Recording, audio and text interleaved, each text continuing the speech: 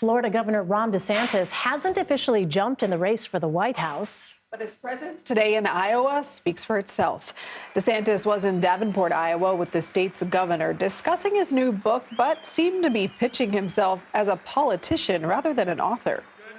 I'm just proud to say that when during COVID the world lost its mind, when common sense suddenly became an uncommon virtue, the state of Florida stood as a refuge of sanity. We were a citadel of freedom for people all over this country and even around the world.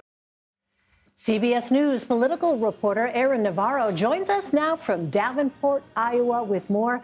Hi there, Aaron. So you were at the event. What did Governor DeSantis talk about, and how did the crowd react? Nikki and Elaine, thanks for having me. Yeah, it was a packed room, over 1,000 attendees here for Governor DeSantis, his first trip to Iowa this year. And he really got a lot of enthusiasm when he talked about, quote, holding people accountable for the alleged origins of COVID in China, when he talked about how he transported migrants to Martha's Vineyard. And also near the end, when he was asked by Iowa Governor Kim Reynolds, who was doing this type of interview-style chat with him, Reynolds asked him what baseball heaven is. Is it where he grew up in Florida, or is it Iowa? And Governor DeSantis, maybe pandering, of course, to this crowd, said enthusiastically it's Iowa, got a big applause there. But he stopped here in Davenport, and this is a county President Biden won narrowly in 2020. But looking and talking to voters here, you can really sense a lot of enthusiasm for Florida's governor. Aaron, you were able to talk to voters before and after. What did they tell you? So from talking to voters, it really seems clear that Trump and DeSantis are the top two choices right now. And there's not a clear advantage for either of them. I had one woman who told me if she had to vote today in an Iowa caucus, she would choose DeSantis. But she noted things are really early. I still don't know him that well. I'm going to get to know him. I'm going to get to know all of the candidates. She mentioned how President Trump, former President Trump, will be here in this same city, Davenport, Iowa, in a couple days. But voters kept it open, and that's really what has been shown in polling, early surveys on this race. But Trump and DeSantis were definitely the top two choices, and that kind of matches in the Des Moines Register poll today. Both Trump and DeSantis got favorable ratings around 40, mid-40s%.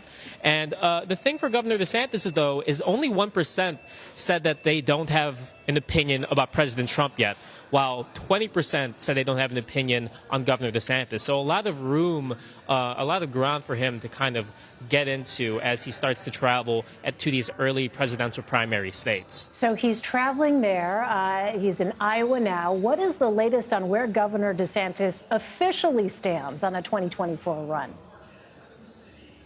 That's right. And he's traveling to Nevada tomorrow, another early presidential primary state. But CBS News has learned that in several private conversations with allies and donors that Governor DeSantis has indicated he is leaning towards a run in 2024, but he will make that decision official after the legislative session in Florida ends in May. And that's according to two people familiar with the team's private discussions. But I had another source familiar with the plans tell me there is a PAC backed by former Trump official Ken Cuccinelli called the Never Back Down PAC, and that's going to be the official outside group for DeSantis should he choose to run. I've been told that his political operation has been interviewing, has been looking at hires. I've been told just to look at his potential political future. They kept it pretty vague, but these are all signs that Governor DeSantis is building the infrastructure for a run. And if you look at his schedule, Iowa today, later in Des Moines, Nevada, Las Vegas tomorrow, it's clear which way he is at least leaning.